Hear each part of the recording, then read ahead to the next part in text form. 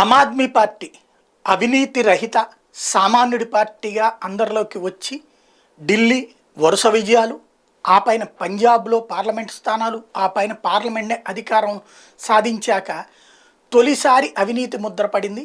గోవా ఎన్నికల్లో డబ్బులు పంచడం, అట్లాగే పంజాబ్ ఎన్నికల్లో డబ్బులు పంచడం, నిజాయితీని పక్కన పెట్టి మద్యం కుంభకోణానికి పాల్పడింది అన్నటువంటి జనం కూడా బలంగా నమ్మడం ప్రారంభించాక మిగతా రాజకీయ పార్టీలతో సమానంగా చూడటం ప్రారంభించారు. దాని పర్యవసానం మధ్యప్రదేశ్, రాజస్థాన్, ఛత్తీస్గఢ్, మిజోరాం, తెలంగాణలో పోటీ చేసినటువంటి ఆమ్ ఆద్మీ పార్టీకి తెలంగాణలో అయితే పెద్దగా ఇంపాక్ట్ చూపించలేదు, కానీ మిగతా చోట్ల అయితే మధ్యప్రదేశ్లో ఏకంగా 66 స్థానాల్లో పోటీ చేసింది, రాజస్థాన్లో 85 స్థానాల్లో పోటీ చేసింది, ఛత్తీస్గఢ్లో 54 స్థానాల్లో పోటీ చేసింది, మిజోరాంలో 4 స్థానాల్లో పోటీ చేసింది. టోటల్గా 209 స్థానాల్లో పోటీ చేస్తే 205 స్థానాల్లో డిపాజిట్ కోల్పోయింది, 4 స్థానాల్లో మాత్రమే డిపాజిట్ వచ్చింది.